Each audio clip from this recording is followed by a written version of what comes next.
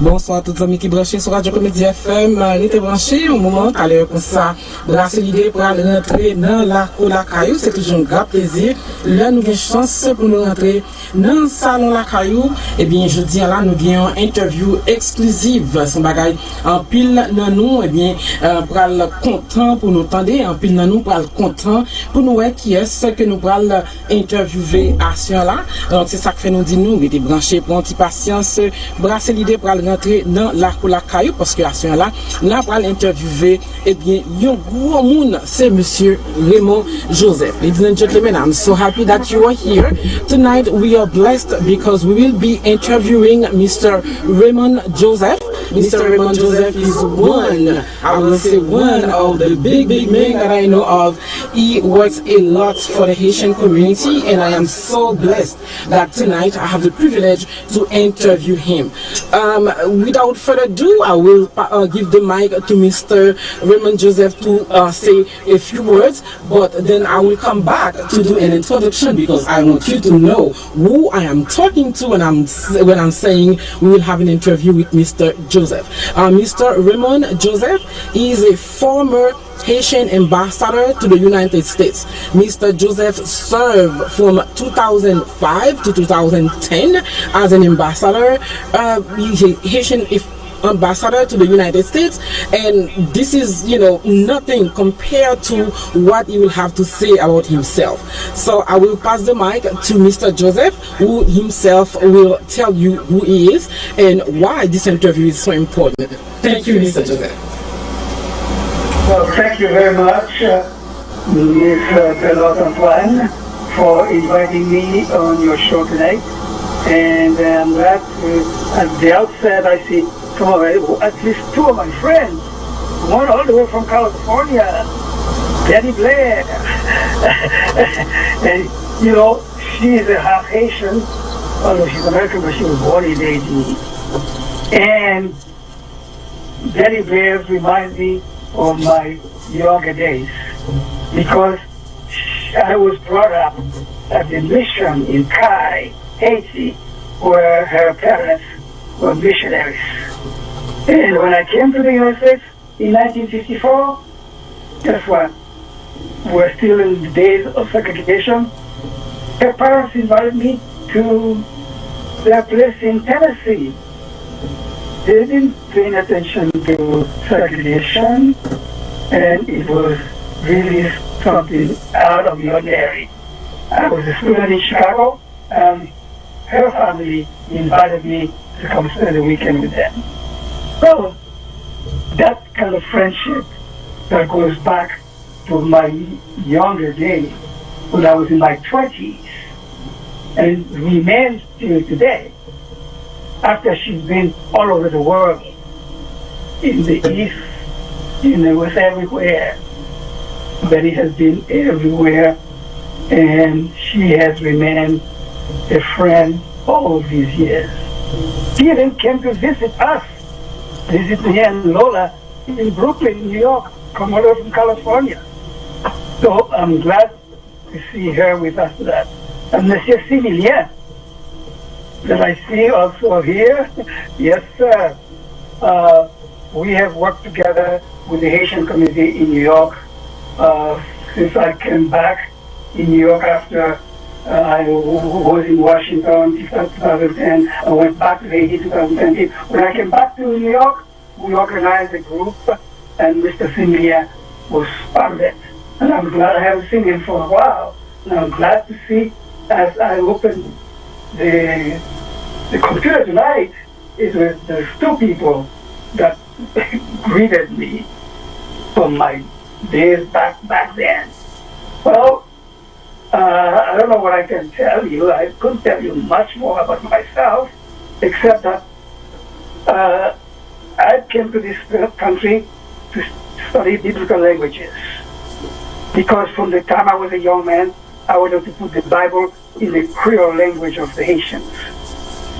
And I'm glad to say I came in 54, and by 1961, the first Creole New Testament with the Psalms was published under the auspices of the American Bible Society. and I was not working. That really made my life complete from the time I was young, what I wanted to do. That's the first big job I did. But after I studied in America, I went back to my country in '59, and it was not the same country I had left. But this time, the dictatorship of Ouvriers, who came to power in '57 through an election and started to put up an dictatorship, was really a different country. I couldn't talk to anybody because people that I talked to, they would look around, see whether there was a dog around, or a cat around, and if there's a dog, they would start sticking. After the dog left, they would say, you know, these days you have to watch out. This could have been a dog, and God is trying to find us. You know, when that happened, I decided that Haiti was not the same country I left, and I couldn't live there because, you know, I'm somebody who likes to talk and put up my thoughts, say what I believe. That's how I left Haiti back in 1961 again, to come back to the States. But this time I left not to study the Bible. This time I came to continue my studies in social anthropology, because I thought social anthropology would prepare me for the country that I was living in now. And sure enough, I learned what I needed to learn, and I decided that I could not change the Haitian people's mind about the dictator. The dictator has dogs and cats and people spying for him all over. I said I could not change that. However, through my studies, I found that I could change him in different ways.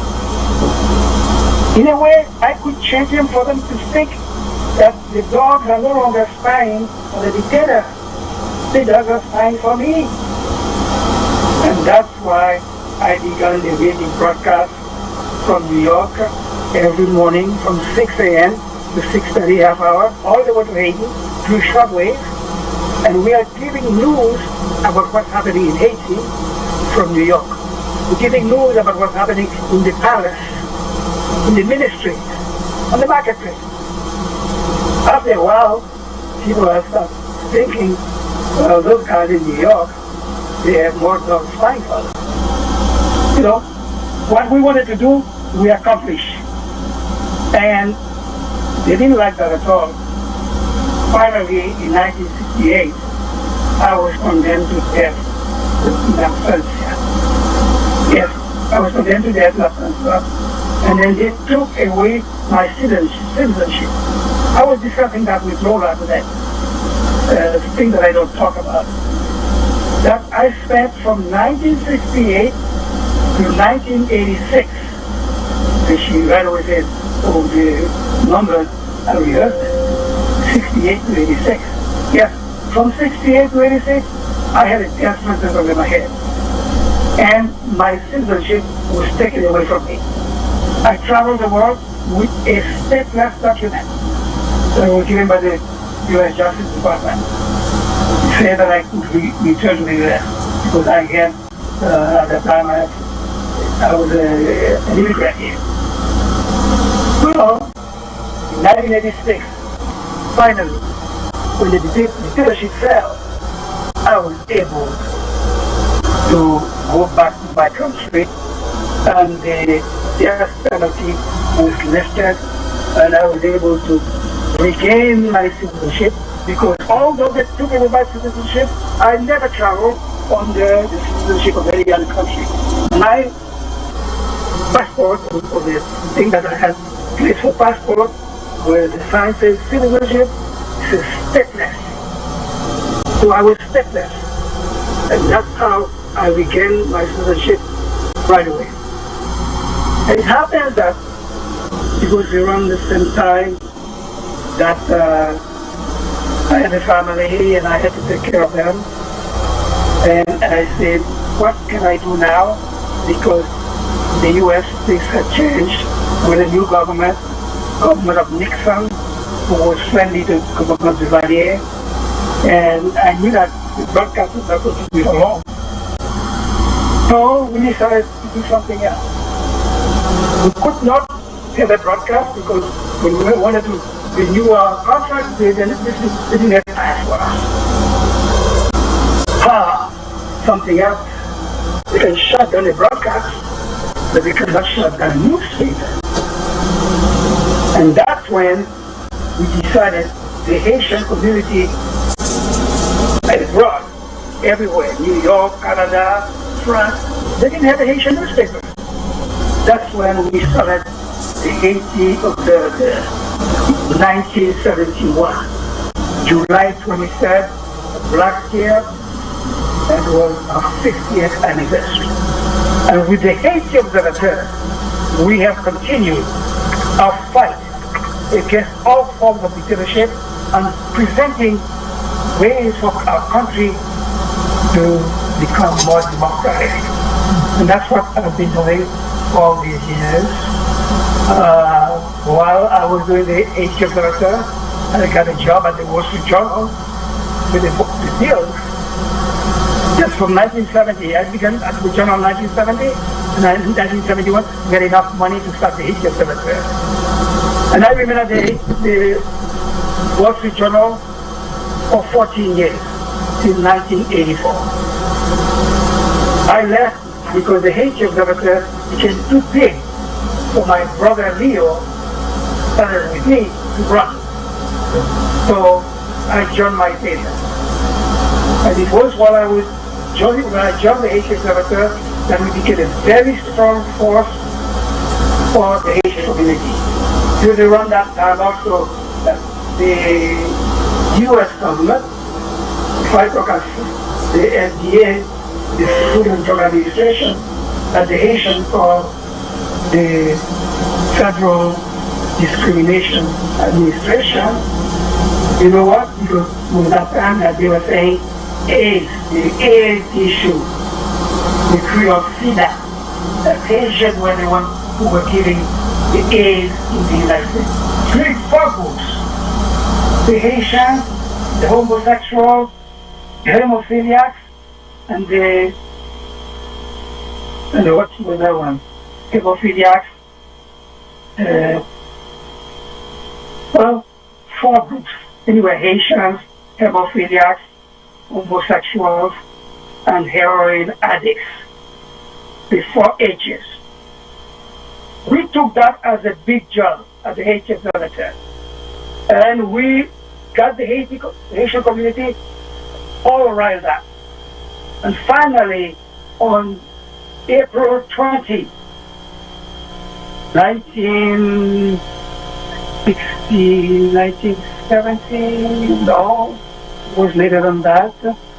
But that date, April 20, when the Haitians walked over the Brooklyn Bridge and shook the Brooklyn Bridge because it was about 75,000 to 100,000 coming from Brooklyn to Manhattan, and to say, no, the Haitians are not responsible for the AIDS in America. How come you choose one ethnicity to blame for something that all other people have said? And that's when we changed the name of from the FDA, from this Federal Discrimination Administration. We won our case, April 20.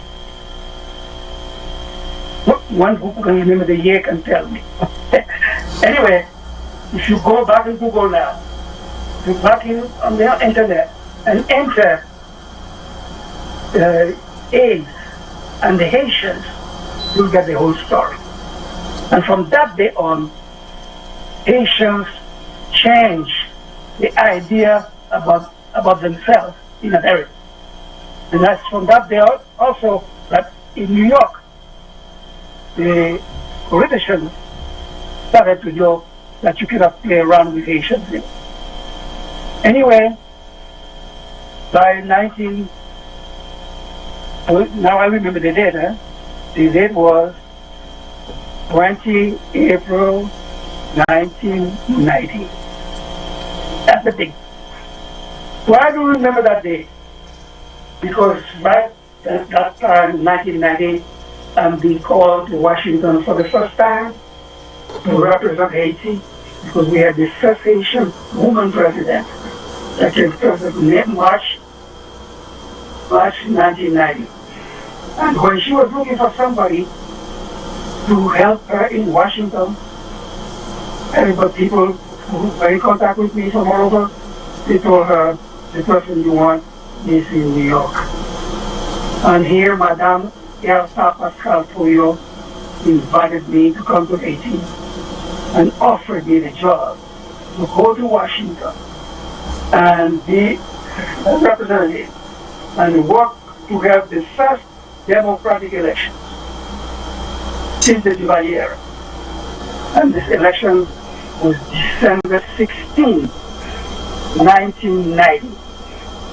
Remember, the reason I remember the date of April 20, 1990 is because the same week that I was called to go back to Washington, that's the same week they were having the big demonstration in New York against the AIDS crisis. Well, we did our work. By December 16, 1990, the elections were done in Haiti, and guess who won? Jean-Bertrand Aristide, the poor priest of Saint-Jean-Bosco. He earned the presidency fair and square because this was the first time they were having a fair election in Haiti.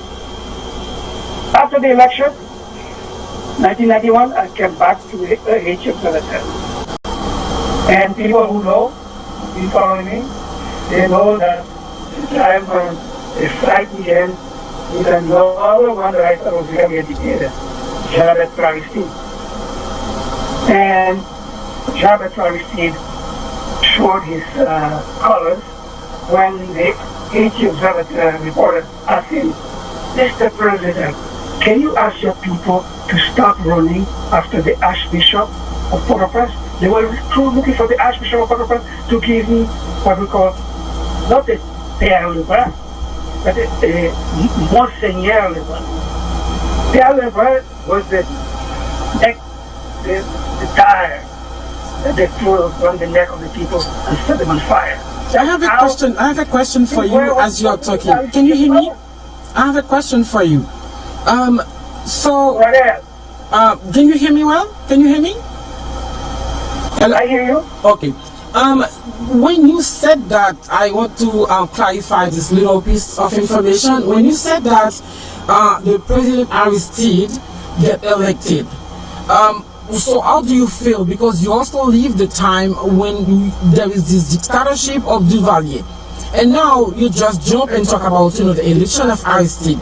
Talking about the politics of that time, how did you feel when that happened? Like this transition from dictatorship to quote unquote the change in dictatorship. How do you feel when that happened? How did you feel? How did I feel about what time when they did what?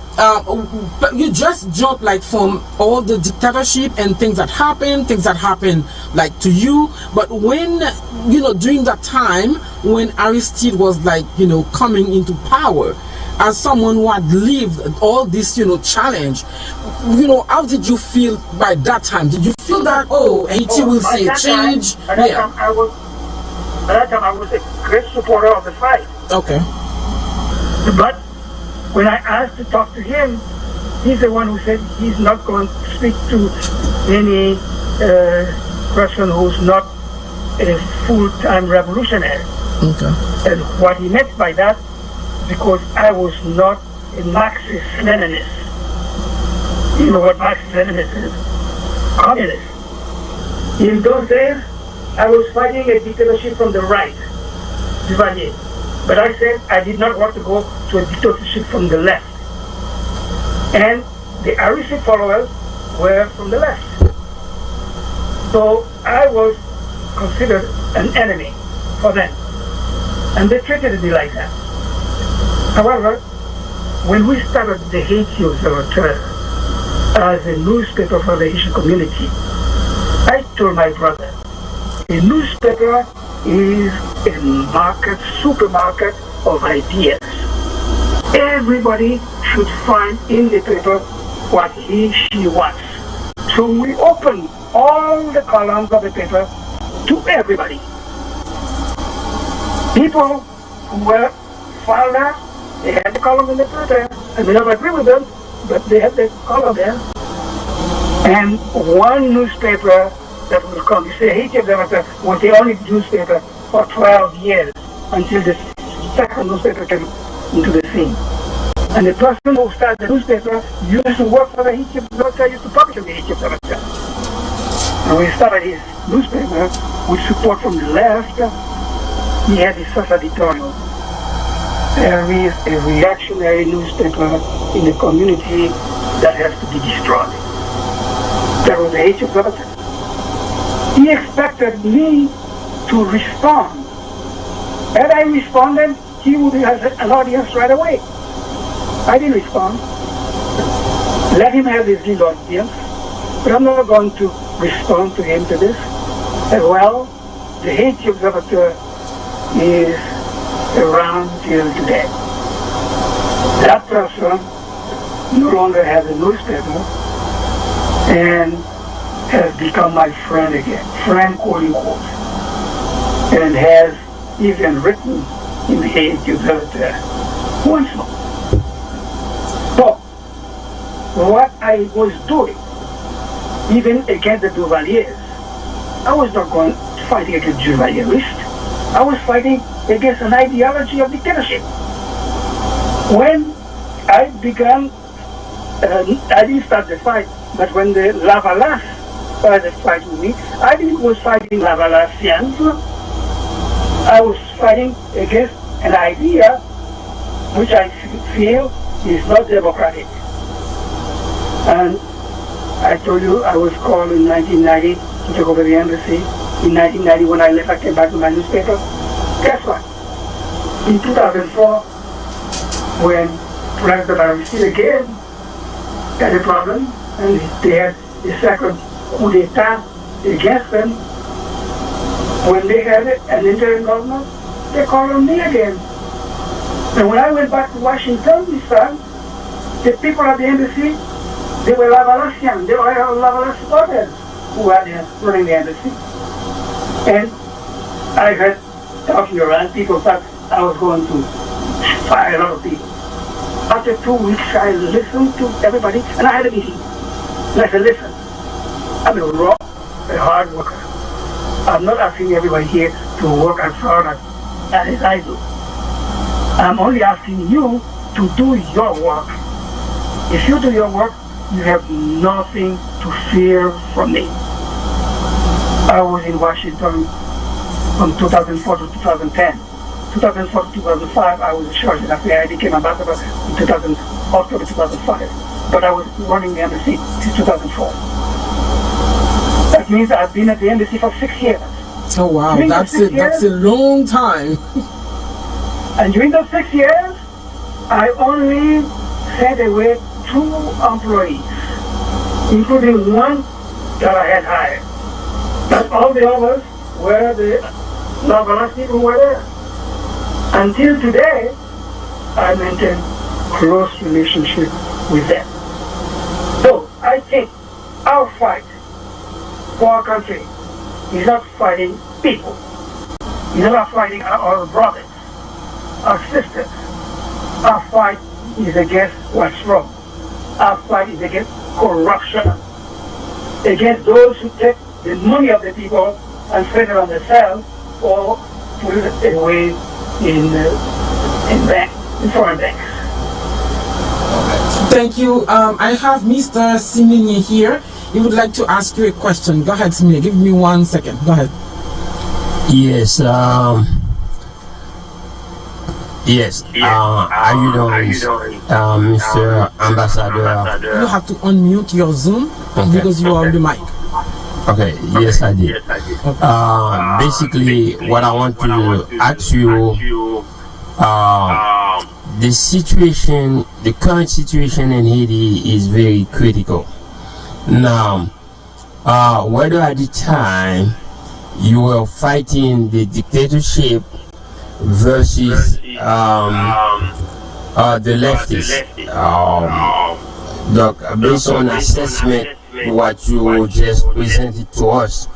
So, how do you feel and how do you see your contribution, whether it's by contrast, you compare in contrast the time you were fighting with this current state of Haiti right now? Where do you see yourself, and how do you think you contribute or you try to prevent what the situation is now? I don't know whether I get the full question. I believe that, maybe he was cutting. how am I? Repeat it for me. The question, he was cutting a little bit, but I believe that, correct me if I'm wrong, Simine would like to know what the current situation that is happening now, the current political things that is happening now. You can keep going, but I think that he's referring to a before and after, where you are basically trying to compare and contrast what was happening before and what is happening now in terms of the political area in Haiti right now. You can correct me if I'm wrong. Yes, in addition, what is your input? Keep your Zoom muted. Keep it muted, please. Let me play my own verify where he was. Okay. He wants to know, in the past I was doing what I was doing for him. He wants to know what is my position right now. I believe so. Yes, I think you're absolutely correct. Yes. That's not the question. Yes. Okay. The same way I fought those that I think were taking us away from the path we should go is the same way I dealt with the president who was there before and who was killed, in a horrible way on July 7, 2021, Jovenel Moïse. I began fighting Jovenel Moïse the same way I was fighting the others, because I saw Jovenel Moïse wanted to destroy the democratic system in Haiti. He didn't have elections while he was in power. Never had an election, not even for a dog catcher. So that's the reason why you didn't have a parliament. By the time he left, there was no parliament. The House of Deputies was non-existent. The Senate was reduced to 9 members out of 30. There was no army or any police force doing the work that they should do. And the gang started to come under Jovenel Moïse. So much so that they had this federation of gangs. I'm quite sure you people have heard that. The gang federation in Haiti, the president allowed that to happen.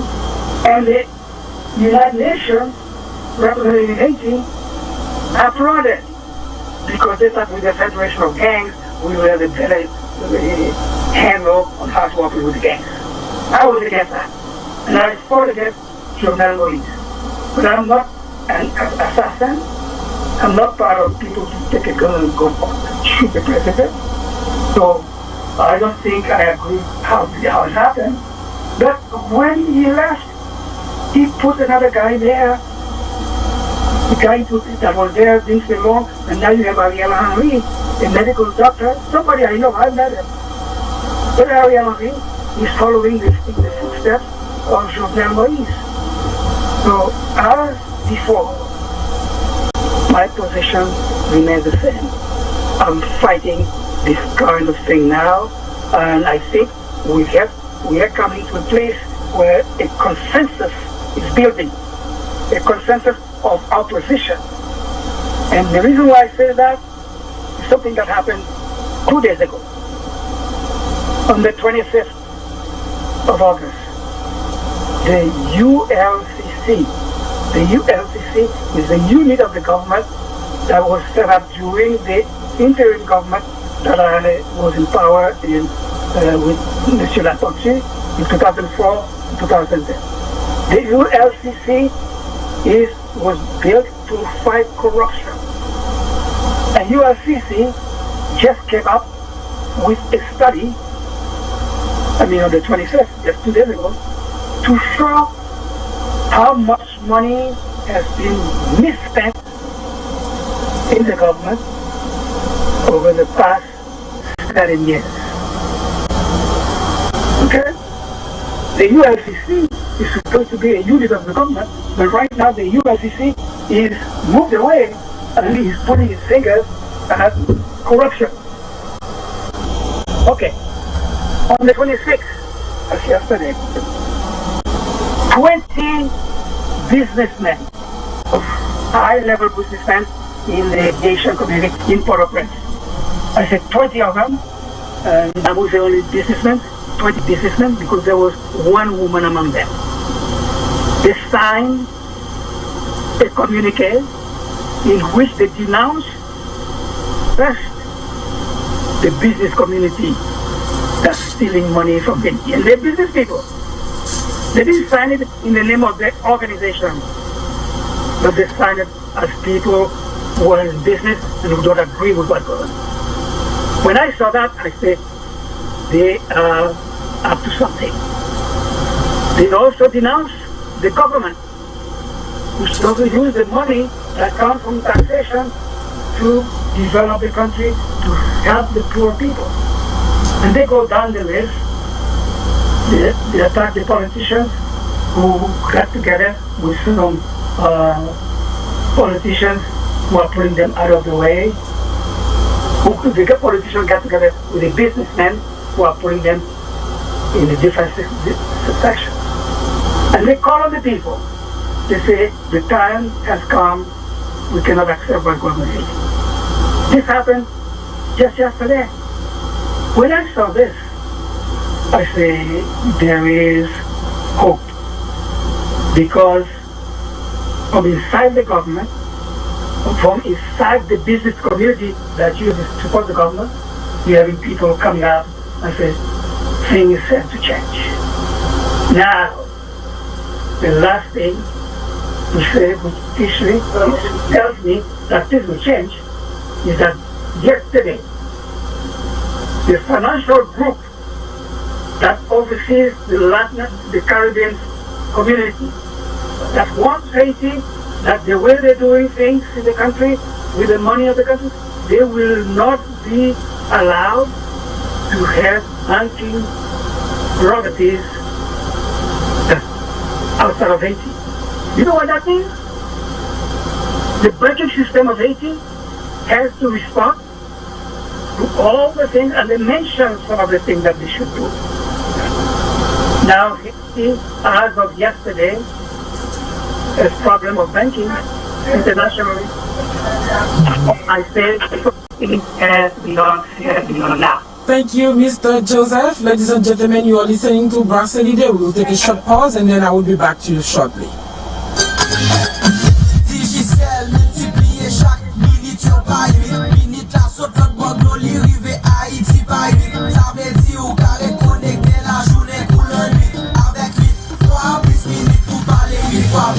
Avec un spécial digital ça, chaque minute faut 8. Par la famille ou par la 8 fois. Ou pensez nous t'es fini? Eh bien non. Digicel a multiplié par 8. Toi pas pour voyer, by famille en Haïti. Oui, s'entendez à, c'est ça. On en Haïti a recevoir 8 fois valeur. L'envoyer pour Pipiti 10 $. Allez sur l'application Digicel International ou bien sur digicel-international.com pour soit caillon agent. Thème à condition applicable. Tout bonsoir tout le monde encore. On a pris l'émission Brassel Leader ensemble avec nous, c'est Berlotte Antoine. Nous avec monsieur Raymond Joseph. Monsieur Raymond Joseph, c'est ancien ambassadeur haïtien qui a représenté Haïti dans le pays États-Unis, sorti 2005, arrivé 2010. C'est un honneur pour nous avec monsieur Raymond. Monsieur Raymond a préparé là pour le fêter fête-li. Moi, par contre, à songer combien d'années, non, mais monsieur Raymond va dire tout à l'heure, combien d'années qu'il a fêté. Donc, c'est un honneur pour moi dans l'émission Brassel Leader avec M. Raymond. Alors, si nous comprenons bien, ça t'a discuté là, M. Raymond t'a expliqué comment ça t'est l'immunité ambassadeur et il t'a expliqué nous tout qui j'en est politique actuelle et qui conseille que capable si n'a subi majorité choix dans partie ça, il fait en anglais, c'est parce que grand pile monde qui sous Zoom là, qui a suivre nous, c'est anglais seulement vous parler. Donc nous obligés faire nous en gros qui ça cap discuter, mais nous obligés faire pour l'autre monde qui sous plateforme capable comprendre ça cap discuter. At this time I would like to ask Miss Blair, can you actually hear us? Because before I think that you said that you couldn't hear. Is it okay now? Can you hear? I can't hear you. Can you hear us? I can hear you, yes. Okay, yes. Thank you, because before you said that you couldn't hear us. I will ask if there is anybody on the Zoom that would like to ask a question. You can please raise your hand button and then I will give you a space to ask a question, because today is Mr. Raymond Day and I think I am honored as he is about to celebrate his, I don't know, his X birthday, he will tell you. So I have the pleasure to have this interview where I can ask him some questions about his life as an ambassador and what he hopes to see in Haiti, in the future Haiti, I will say.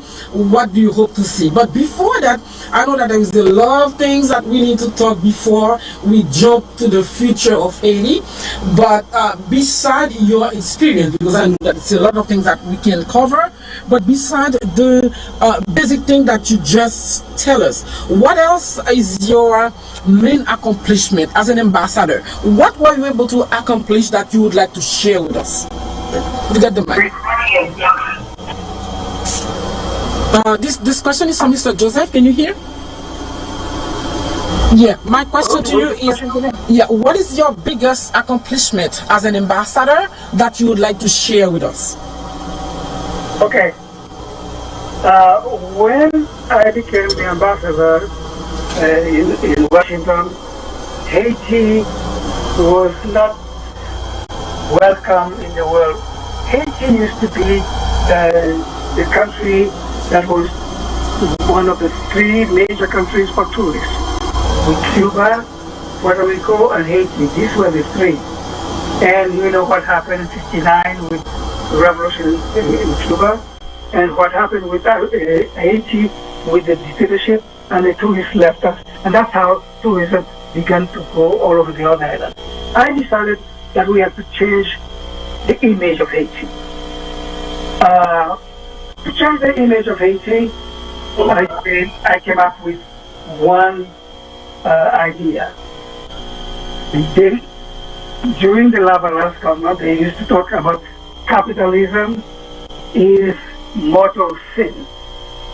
Well, since people that you're going to have as investors, most of them are capitalists, I said, let's start with a new slogan. Haiti is open for business. And I began pushing the idea of Haiti is open for business. At the same time, I began pushing what we call the HOPE Act. The HOPE Act was to open the U.S. market to products manufactured in Haiti without taxes. Well, I believe this was the biggest thing I did. When the U.S. Congress accepted to give me the HOPE Act in 2006, and it was the Congress was at that time on the Republican hands, and the head of the committee who was doing that told me, this year we might lose the Congress. The Democrats will come in, and if they come in, they're going to stop the HOPE Act. When the chairman told me that, I called Charlie Rangel. Charlie Rangel was the representative of the United States of New York in Congress, and I knew if Charlie is what the Republican told me, if the Democrats came in, Charlie Rangel was to be in charge of Ways and Means Committee. And it's the Ways and Means Committee that can give me the HOPE Act. So I called Charlie Rangel. I said, Charlie, here's what the chairman told me. They're giving me the HOPE Act, but they said the Democrats will vote against it because they want to do their own thing. He said, that's that whole act with all the restrictions. He said, okay, take it. When we come in, if he tells you we're coming in, when we come in, we'll give you a better hope. Well, they did come in, and in 2007, I got the best hope act for Haiti and products from Haiti coming to the U.S. got taxation. When the earthquake happened in 2010, I was already working with the Obama administration, and the Obama gave us help, which added to our Hope Act. So if I did anything during my time in Washington as ambassador, I think opening Haiti's market again to the U.S., opening U.S. market to Haiti's products was one of the best things I did. Thank you. Now, Another thing, I was moving to another question. You can finish, but I have another question because you just mentioned your accomplishment from the time where you were an ambassador. But I know that now you are the co-founder of Haiti Observateur, and then you are still doing things. As of now, what are you doing for Haiti right now? Because I know you are stationed in the U.S., but I know for sure you are still doing things for Haiti. What are you doing right now for Haiti? I think one thing that we did, and that's not as ambassador or anything, but one thing that we did for Haitians in general was when we gave them a voice in America. Before they had the Haiti Observateur, they had no voice. And as I said, last year was our 50th anniversary. And the Haiti Observateur remains a paper that people listen to. Now that I'm supposed to be retired, I'm working much more. Every week, I write 3 articles for the Haiti Observateur on various issues that are being discussed in Haiti. And I know that we are read, and I know they're listening because some of the things we see happen after we write about certain things. And the telephone calls we get from different people, I know they're listening.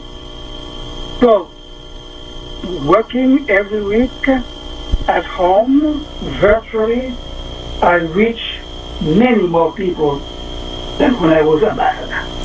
That's a good thing. Thank you, Mr. Joseph. Ladies and gentlemen, with us we have the honor to have Mr. Raymond Joseph. Mr. Raymond was an ambassador, Haitian ambassador to the United States from 2005 until 2010.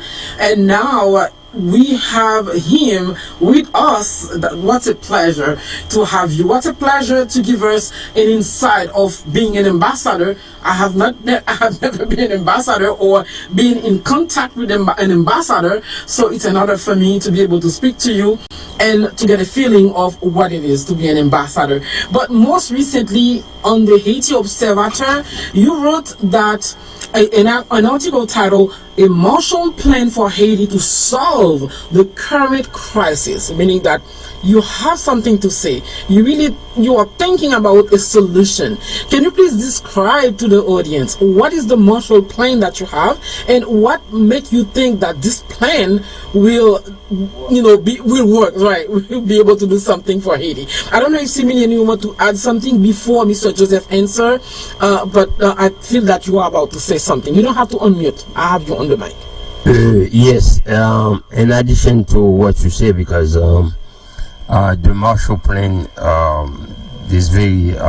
That's one we would like to have more discussion about. It is. I know from what you're saying that you are fighting the corruption, the current issue of kidnapping, and what is exactly the Marshall Plan that is. You have. Yeah. And like you said, what do you think this time the Marshall Plan is the ultimate way in order to get out the crisis while we are encounter in Haiti right now? Yeah, well said. You can go, Mr. Joseph. Okay. I think the Marshall Plan goes together with what you said here.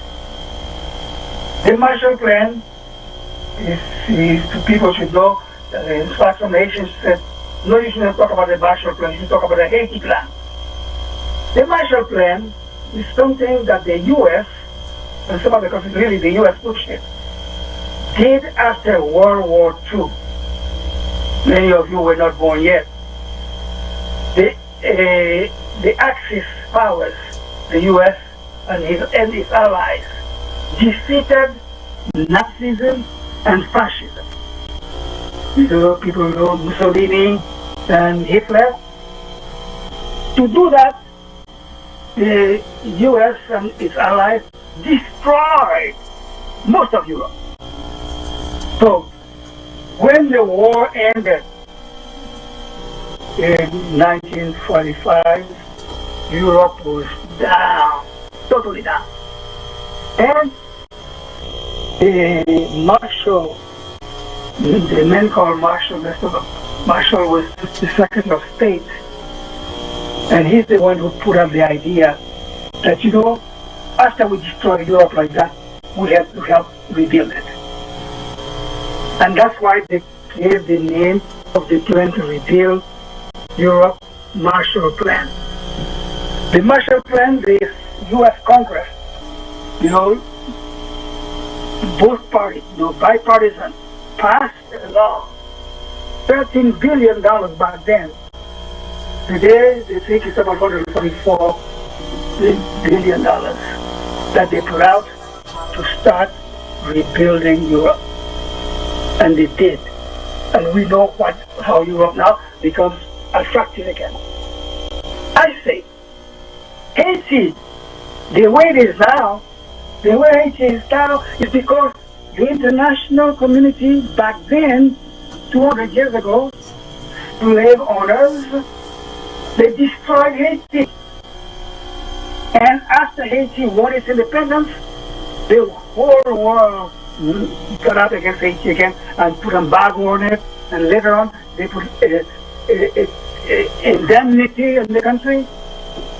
And recently, New York Times, May 20 to 22nd, had a series of articles to show how the enslavers helped put Haiti where they are. And in the New York Times article, they talk about $21 billion that the world owes Haiti. But some other people, economists, went and did more studies. They took the $21 billion and they figured it out over 2 centuries. And they said that money amounted to $115 billion when you put interest and everything like that. So, I read this article, the Marshall Plan for Haiti. Haiti has a lot of money out there, and they're talking about reparations for Haiti now. And I'm also pointing fingers at Haitian leaders themselves who recently, in the $4.2 billion Petro-Caribbean fund that they take away and they dissipate and left the country the way it is, I say all this money that are there should be put together. And they should have a government of patriots, a government of people who don't believe in corruption. And with that money, under a government that's very different, with the same international community that work to do what they did for Europe, they work together to make Haiti the country it should have been a long time ago. And if that happens, you will not find Haitians leaving the country to go to Cuba, to go to Dominican Republic, to come to the United States, to be found on the border of Texas, and the immigration people on their horseback are putting them back and sending them back to Haiti. If Haiti is developed with the money that they stole from Haiti, Haiti will be a new country, will be even better than Europe. Thank you, Mr. Joseph. We'll take a short pause, and then after that, the next question will be: Are you in contact with other ambassador of Haiti after you finished your term in 2010? Were you ever been in contact with any ambassadors? Were you able to give any advice to the new ambassador? This is the question that I will want to know. If anything, if you are in contact with any politician, those things I would love to know. A short pause, and then I will be back. Okay, yes, sir. I will be back.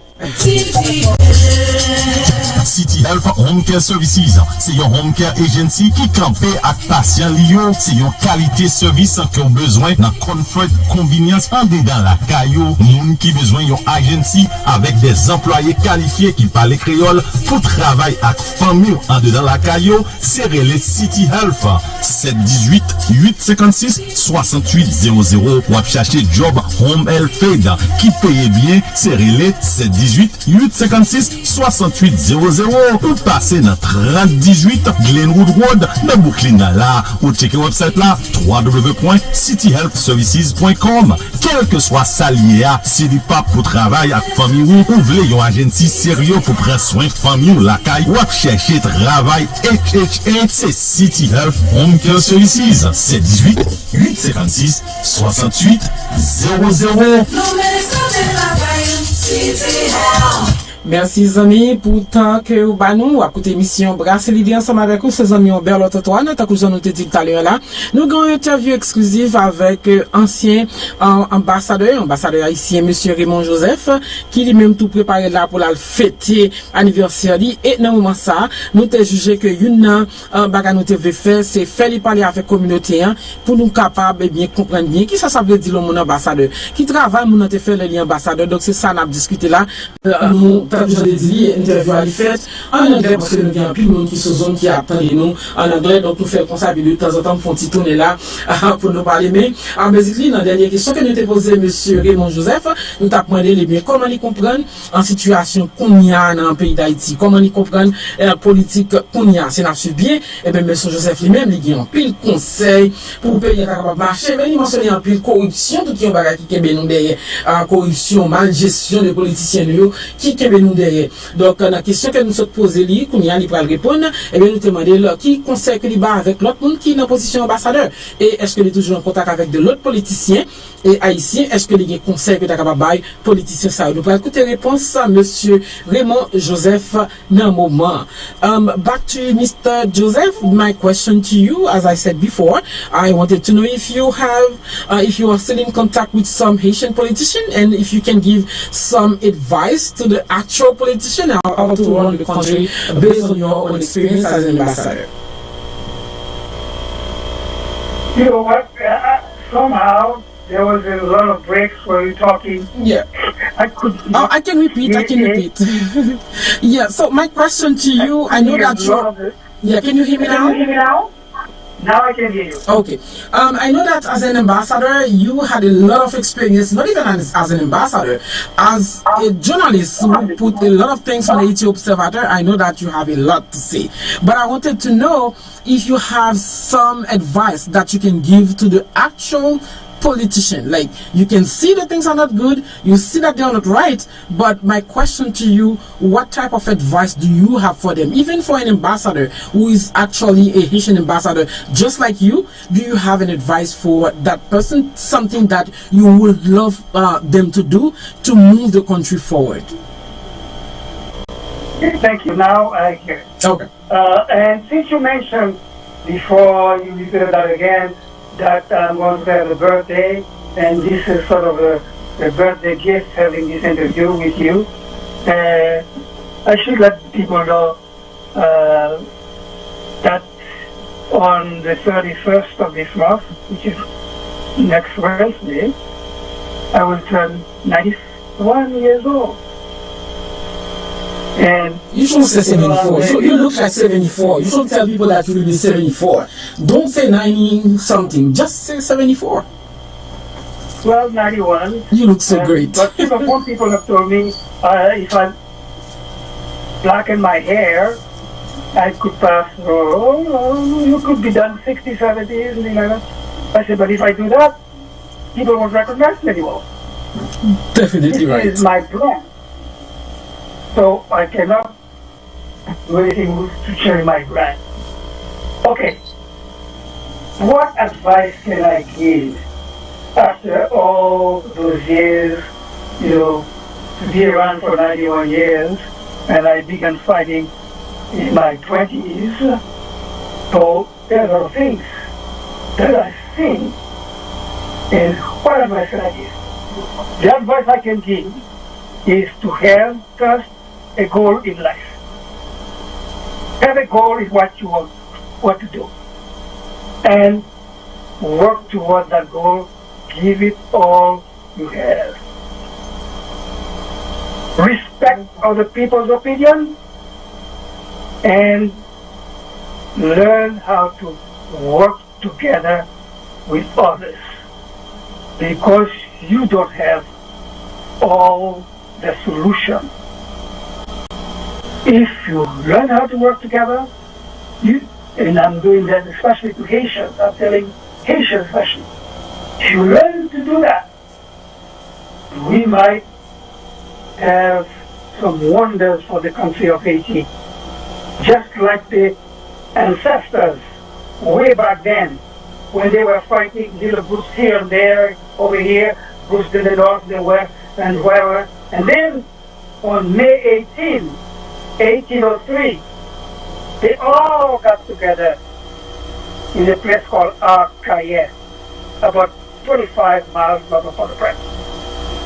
And they decided to work on the one motto: l'union fait la force.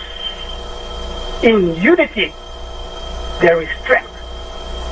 So that's the advice I would give.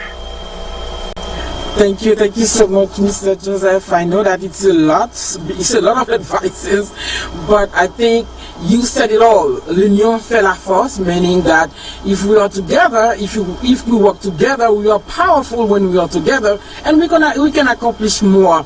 I will pass you the mic again, or I know that Simini wants to ask you a question, and then after that, I will want you to leave us with a word of advice and a call to action. You know, something that you definitely think that we should be doing, all of us should be doing, and then you can leave that as a word of wisdom and a call for action. I know Simini wants to say something. Go ahead.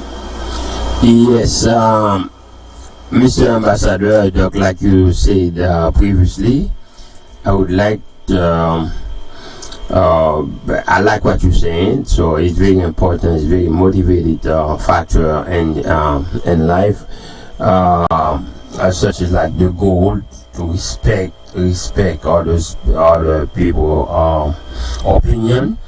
But at the same token, I would like to say, I'm going to say to you, I wish you the best.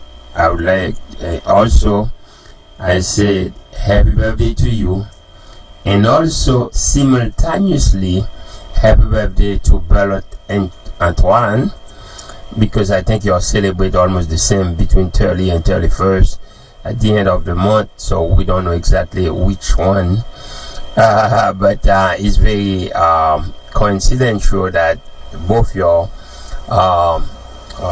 were born close to each other, so like we're doing the interview. And also I would like to congratulate you for your wonderful career in life and what your life is about and how you contribute to the Haitian community, whether in Haiti or abroad. So thank you, and your life was not in vain. Like ML say that, and say your life is not about your education, it's not about how many degrees you have, but you contribute to change the life of people, of Haitian people or other nations. Also, the way you carry yourself, the advice you give us, and like all of us, we come here, we follow your footsteps, and I appreciate your contribution to the community and to my country. May God continue to bless you. Yeah. Happy birthday one more time. And I should come to your 100th birthday. I will come. So don't forget to invite us. So now okay. You want to say something else? You want to say something else? Yes. Yeah, go ahead. It's mute. No, you are not muted. Okay. I say, don't forget to invite us, okay? In your 100th birthday. Well, listen, the 31st is just a few days away. But my wife says that she is preparing a mega fiesta for the 100th anniversary. And to that, she says, all my friends and family are going to be invited. So I'm going to ask your permission to give your names also put on the list. You who are here tonight, put on the list for that 100th anniversary, because we're not doing a big thing for 91st, but for the 100th anniversary. And I will definitely be there. Thank you. Thank you very much. You appreciate that. Okay. Thank you. So now I will give you the mic again for a few words of wisdom and a call to action. And I also said thank you to Blair. We posted something on the chat. He said that Raymond's father got him involved with writing. The pen is more powerful than its word. Thank you. That's your friend Blair on the Zoom who posted something on my private direct message, so you can see it. Thank you. So, Mr. Raymond, you got the mic now for a last word, a word of wisdom. Well, I would like to thank you all for all the beautiful things you have to say tonight about me. Believe me, did not make my head any bigger. In fact, it makes me feel much stronger, and it makes me feel that, well, even though I'm on my way out, there are others who are picking up what we call the flambeau, picking the torch and continuing. I'm glad that I was able to be of an example to some. And I wanted to say something before I left. At my age, and with all the titles that I have had, some people have said, and they think so too, that I'm a millionaire. And very often I just kept telling them I was not part of the Petro-Caribbean folks. But I want to say one thing, and that has stayed with me. There is a verse in the Bible. It says, not money, but the love of money is the root of all evils.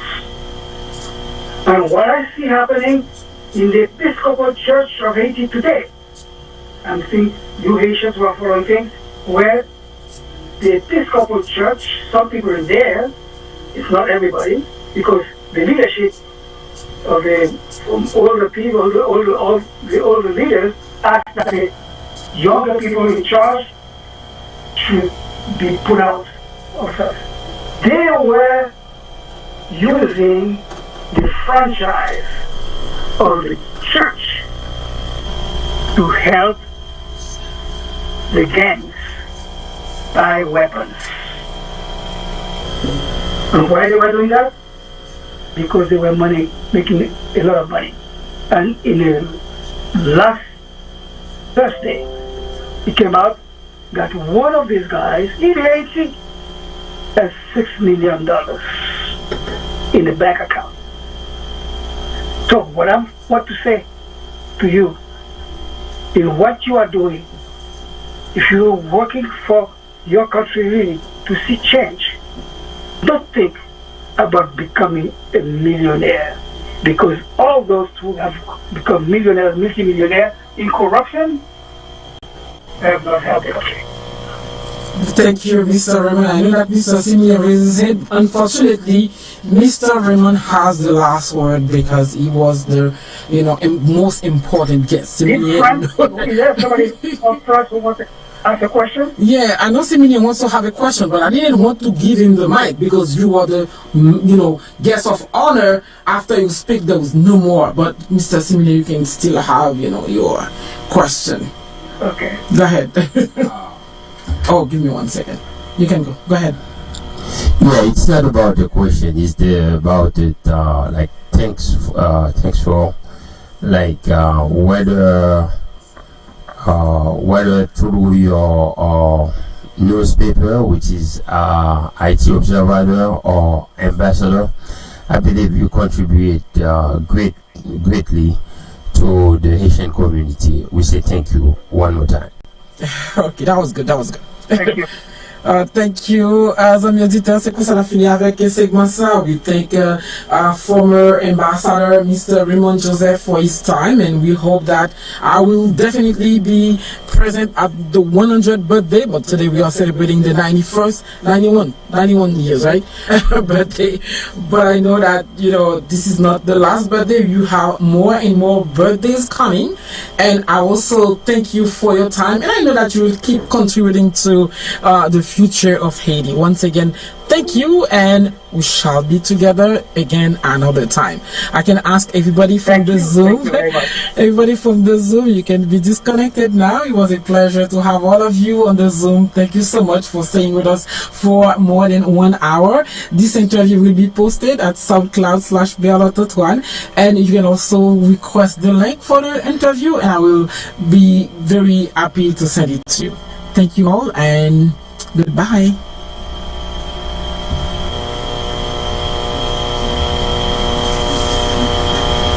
Goodbye.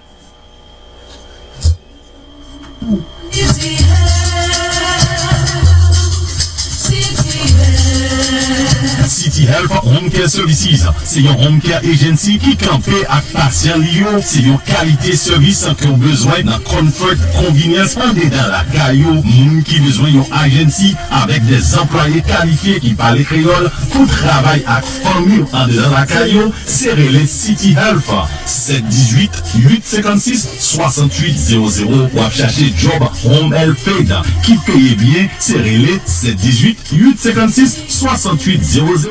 Merci amis pour tout le monde qui était nous tout temps nous pour nous sommes ensemble avec ancien ambassadeur Raymond Joseph qui fait depuis 2005 jusqu'à 2010 comme ambassadeur, et lui-même tout lycée fondateur ensemble avec l'autre monde pour Haïti Observateur qui sont journal en puis l'information toujours, et il contribue toujours à contribuer dans ça qu'a fait en Haïti, même là les dans diaspora, il continue à frapper. Ambassadeur Raymond, il a fêté 91e anniversaire, et c'est un monde qui est tout carrément, nous toujours fêté ensemble. Allez ça, nous souhaitons encore à fêter. Bon, là, il y a 100 ans, nous souhaitons tout maintenant, fêtons encore. Donc, nous remercions lui en pile pour le travail qu'il a fait, et pour Jean-Louis parler, côté que, il continue à conseil, il n'a pas insister, il dit c'est cause de corruption qui ont un gros problème, non, Jean nous a fonctionné, et lui-même, il toujours continue la lutter avec corruption, mais il y a une que lui dit, que lui insister, et bien tout ça n'a fait, fait le bien, fait travail nous bien, c'est une bagarre qui lui toujours promoté, ça n'a fait le bien, et puis fait parce que nous envie un avancement. Si c'est pour poche, nous allons continuer de faire parce que lui dit que si c'est pour poche, il est un millionnaire, mais c'est pas pour poche qu'il y a travail, c'est pour aider la communauté qu'il y a travail. On a pas une petite pause musicale, tournez là, nous allons rentrer dans la cause immigration, direct avec Simini. Ensemble avec nous, nous connaissons toujours la bataille pour cause immigration, parce que nous tous deux aimons l'immigration. Nous allons rentrer dans la cause immigration comme ça. Mais nous gagnons M. Joël Tomatou qui est pour passer, parce que M. Joël Thomas lui-même, il a une cause très importante lui-même pour parler avec nous. C'est ça le time share. En pile monde, qu'on ait causé ça, time share. Il a répété, il dit bon time share, mais en pile fois, il pas connaît qui ça qui ont time share.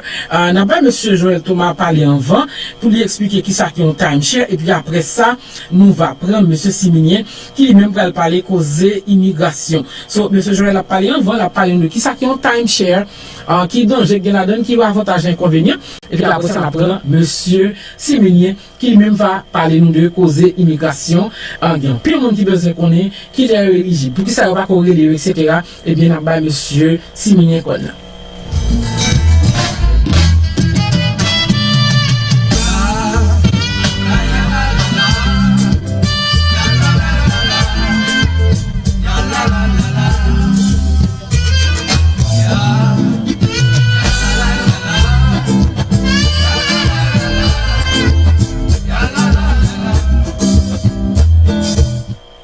émission Brasse l'idée, ça va avec ses amis, bien l'autre Antoine, bonsoir monsieur Marius Antoine, bonsoir Guy Germain, bonsoir tous les amis qui branchent, qui toujours supportent Brasse l'idée, nous connaissons Brasse l'idée, mais il est patronné par deux compagnies là, c'est Diesel Top Up avec City Health qui campait pour nous capables de gagner, un bon Brasse l'idée. Nous passons monsieur Joël qu'on rapide, puis tout le monde capte l'immigration, nous préparez question pour simuler à l'heure comme ça, monsieur Joël Thomas, où m'est allé?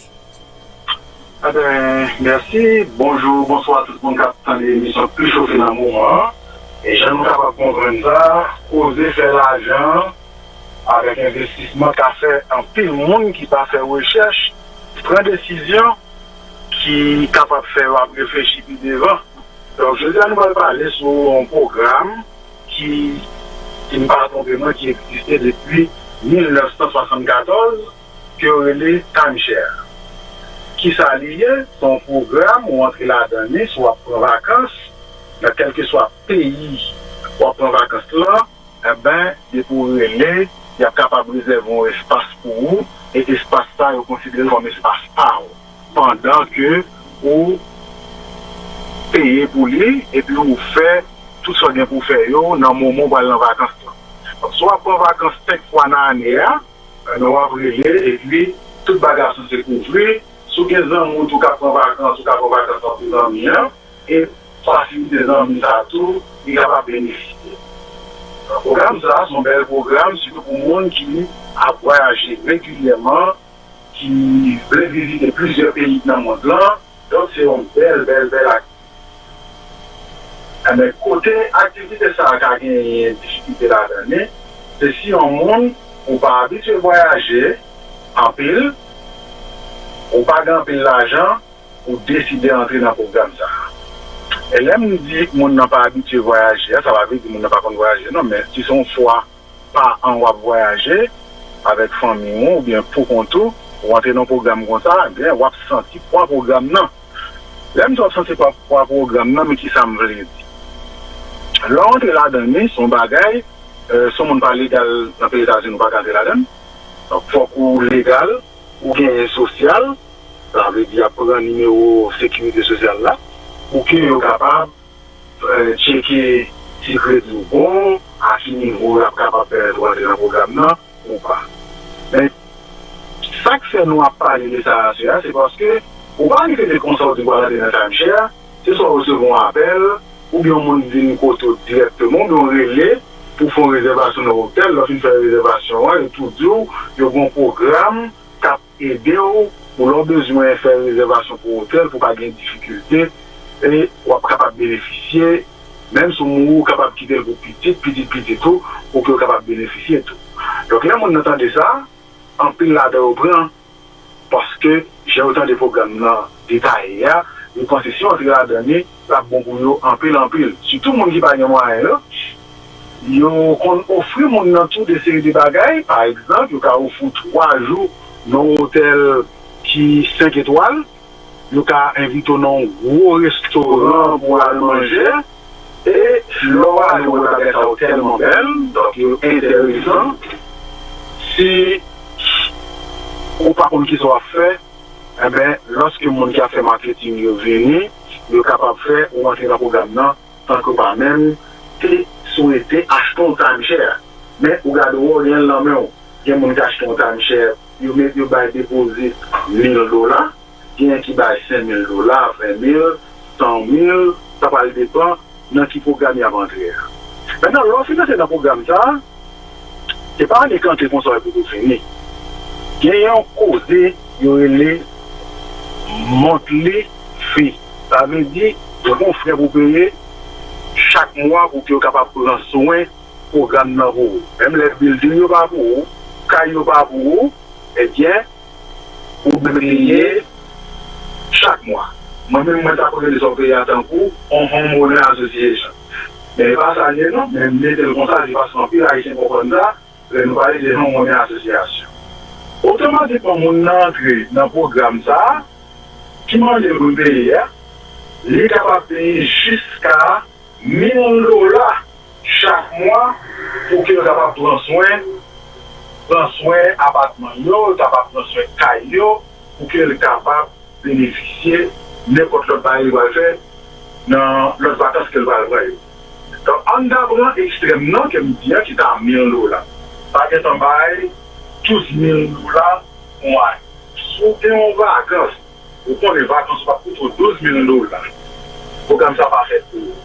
Si on est vacances ou bien l'on combine tout ensemble, la moins que 12 000 $, pour comme ça, pas pour.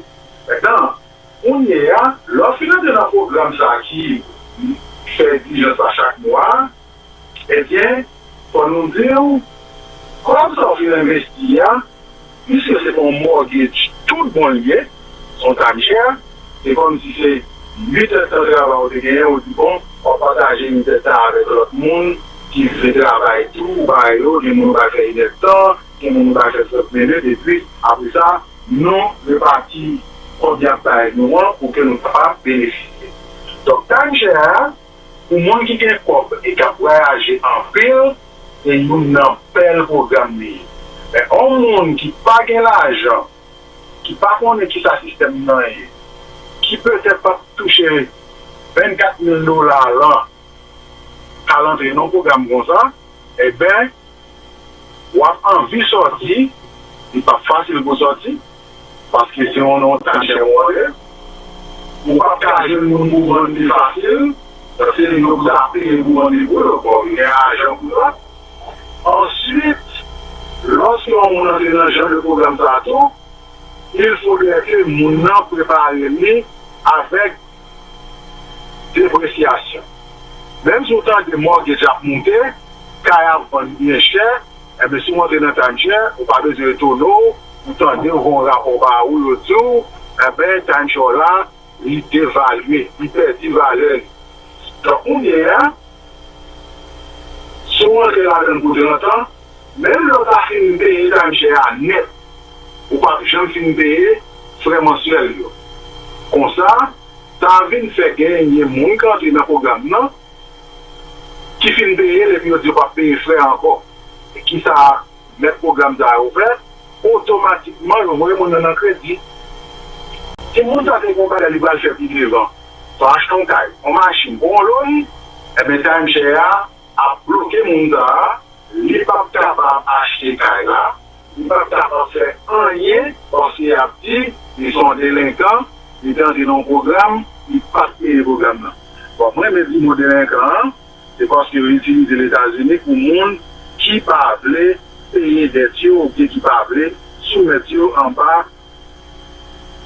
Ça que vous bien pour payer, soit on fait, ou bien on taxe que pour payer pas faire lui, mais au maintenant, c'est le monde qui est délinquant. Qui donc, il y a un monde qui a coûté nous, qui je nous appelle, ou bien qu'à l'emporter, on rend mon non, il bien recevoir, il montrer ces bagages rêves, vous avez cherché à même qui là, et puis vous connaissez fonds, vous pas travailler 30-40 000 $ là, vous pas toucher 100 000 $ là, nous pas de problème, pas courir à l'entrée dans le position et là, sinon, on va pouvoir, pas la plus difficile pour vous. Comme c'est comme ça, nous avons des gens qui ont fait des vidéos, c'est des gens qui ont fait tous les efforts pour nous adapter avec l'éventualité de venir. Après, si on veut investir, son monde qui compte en vacances, souvent, après, j'ai affaire pour, en fonction de la quantité d'argent, ou dépenser pour vacances chaque année, qui sont grandes vacances encore, et même nous pas encourager pour entrer dans le programme ça pour pas dire sur les points. Parce que je nous connais là, sur des points toujours derrière. Madame Benoît, pas continuer des pour nous?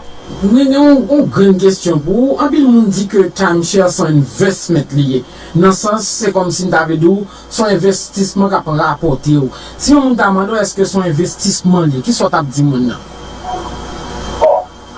On même dit oui, c'est son investissement. Mais toutes les fois, l'on investit, ou investit pour le rapporter.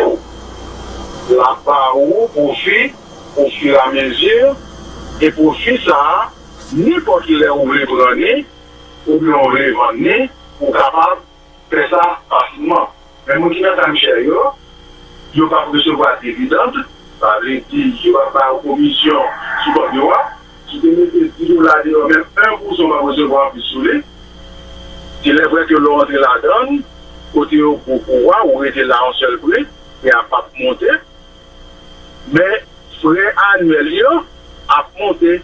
Il y a frais annuels qui sont sous 2% pour arriver juste sous 7%. Et ça fait chaque année, pendant que notre monde a payé, après, pour laisser les gens qui investissent pour faire l'argent, et son groupe de monde qui a fait l'argent sur cette monde, et l'argent a fait sur cette réelle, pas tirer profit de lui. Et peut-être, nous croyons qu'il y a un peu de monde là, ça coûte nous là qui fait l'expérience, donc à René, même si c'est après, je vais parler pour l'autre jour, il y a une expérience avec le président Michel là, qui millions de passé pour te sortir la dernière. Et si les gens doublent, si tu regardes, je partage l'information avec nous. Toutefois, en rentrant dans le programme, tant que vous voulez faire une recherche, pour la télévision, pour la télévision, les réseaux internet, à chercher sous les gens qui font notre addiction. Pour l'information, peut-être sur internet, peut-être dans le plus comprendre, dans le créole ou le français, afin que en vont engager tout le monde comme ça. Pas même n'importe où pour aider, avec pas n'importe quel par où, ou pour qu'on ait une machine par où, et pour monter dans le timeshare, et timeshare ça qui doit être un là, ou pas jamais qu'à sortir pour capable d'éviter tout dehors. Donc, son investissement ça semblait, il va arriver dans nous qui va dans le village. Merci, M. Joël, pour mes conseils là. Oui, l'investissement, ça va sembler. Il n'est pas pour immigrants par nous parce que son l'autre mort résilié, plutôt qu'on l'achète ton caille, il y a des fois qu'on rentre dans cause de ça. Merci, M. Joël. Nous avons un cas pour aider, mais nous pas rappel qu'on y a, on n'a pas passé qu'on a M. Siminier qui a une grande cause d'immigration pour parler là. Merci, M. Joël. Nous souhaitons que si on a écouté l'émission Brasser l'idée, tant qu'on a investi à tout ça, M. Joël, qu'on dit, mais si pas voir Jean Pile, M. Joël dit là, il n'est pas un bon on bagaille pour aller rentrer là-dedans. Merci, M. Joël.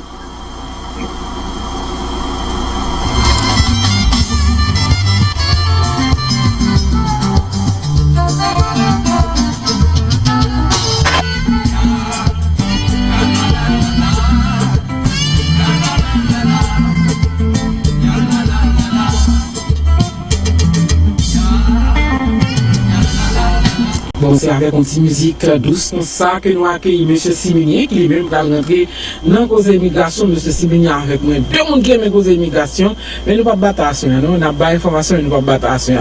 Sorti Siminier, nous ne pouvons pas battre. Bon, nous ne pouvons pas battre. Et tant qu'on nous dit encore, nous bien contents ensemble avant.